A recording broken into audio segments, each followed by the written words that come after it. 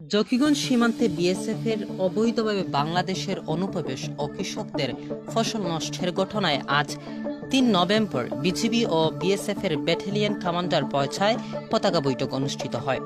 গত ২ নভেম্বর ২০২৫ তারিখে আনুমানিক ১১ ঘটিকার সময় সিলেট সেক্টরের জকিগঞ্জ ব্যাটালিয়ন বিজিবি ১৯ এর অধীনস্থ বিয়াভাইল ও বিউপি দায়িত্বপূর্ণ এলাকা রসুলপুর নামক স্থানে প্রতিপক্ষ ১৭০ বিএসএফ ক্যাম্পের পিন্নানগর এর ক্যাম্পের একটি দল অবৈধভাবে বাংলাদেশে অনুপ্রবেশ করে। এর প্রেক্ষিতে অদ্য ৩ নভেম্বর ১১টা ২০ হতে ১২টা ৪০ পর্যন্ত দুদলের মধ্যে পতাকা অনুষ্ঠিত হয়।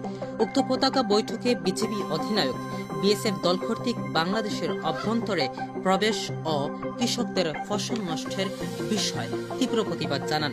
তার প্রত্যুত্তরে বিএসএফ কমান্ডার বাংলাদেশের অভ্যন্তরে প্রবেশ ও কৃষকদের ফসল নষ্ট করার বিষয়ে দুঃখ প্রকাশ করেন এবং ঊর্ধ্বতন কর্তৃপক্ষের অনুমতির সাপেক্ষে ক্ষতিপূরণ দিতে সম্মত হয়েছেন।